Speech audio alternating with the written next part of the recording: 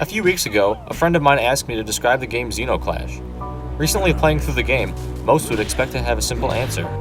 First-person shooter, beat 'em up, action game, but none of them really describe the game in its entirety.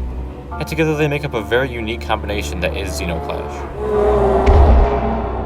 The game takes place in a fantasy world, but not like something you would find in an Elder Scrolls game. The first word I would use to describe this setting is bizarre.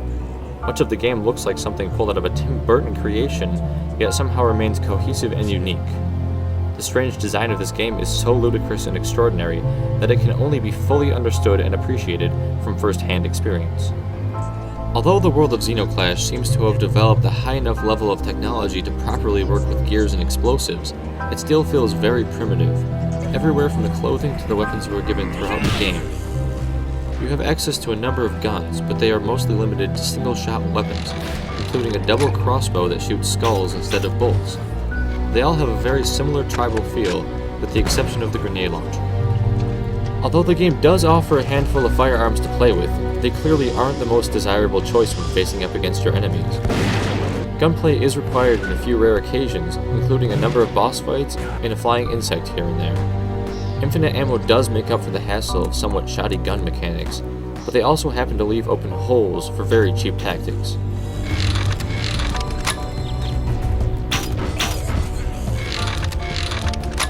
Aside from a few boss battles, you'll mainly be taking out your enemies bare-fisted, and unlike the shooting mechanics, the fist fights work really well, especially considering this game is entirely controlled through a first-person point of view. Hand-to-hand combat is the bread and butter of Zeno Clash. Not only can you see the physical damage being dealt to enemy NPCs through bruising and bleeding, the combat generally feels incredibly brutal. You can swing at your opponent with fast or heavy punches, as well as dodge and counter for a more advanced set of maneuvers.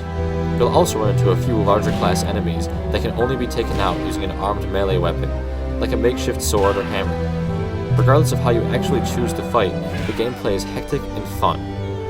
Enemies will also occasionally have their own guns. You can disarm them and try and use the weapons against them, but I had the most fun in pure hand-to-hand brawls. Who brings a gun to a fistfight anyway? The originality of this game speaks for itself.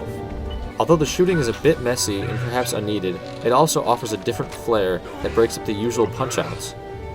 The characters and world are memorable, and the story had me hooked until the credits rolled. I give Zeno Clash a solid 8.5 out of 10. I don't know why you did it. Father, mother's children are already coming.